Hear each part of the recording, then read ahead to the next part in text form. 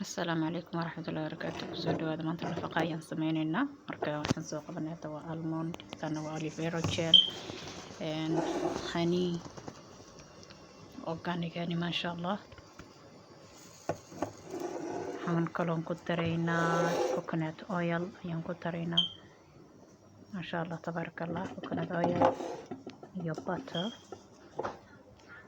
Mariyaan butterkaas ayaan ilka fahmay. marka maasha Allah waa nafaqa fiican oo timaha qatarkaaga dhigayso, jilac kaaga dhigayso, qurux kaaga dhigayso maasha Allah.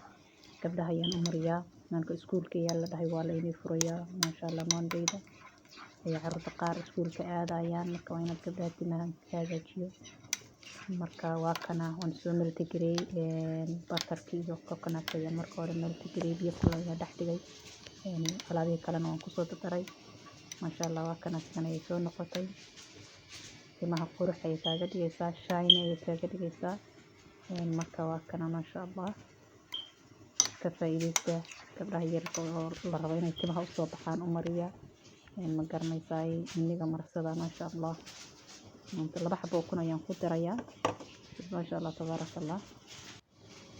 aniga kudi qof kasta hal xabo had ku darsanayso aad kun aan samaysanaysid qofka sidii jecel yahay marka كاني نفقة إن نفقة كثيرة عن ربع أساسا كنت أقدر إن شاء الله عادي ما هم كي أقدر وكنت أنا أقدر نسا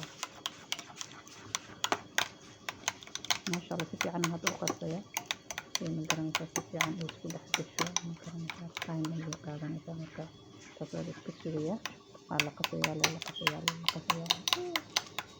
على قصية كاين على الكسرية أنت اللي قصايا اللي marka nafaqadan waan ka helay sameeysta guri gabdhaha oo garanaysa timaha mariya maasha Allah waan ka helay inagana ku hiriteen maasha Allah tabarakallah. marka timaha shine ay ka dhigaysaa nafaqada la soo gadaayo oo suuqyada laga soo gadaayo tanaba fiican ba.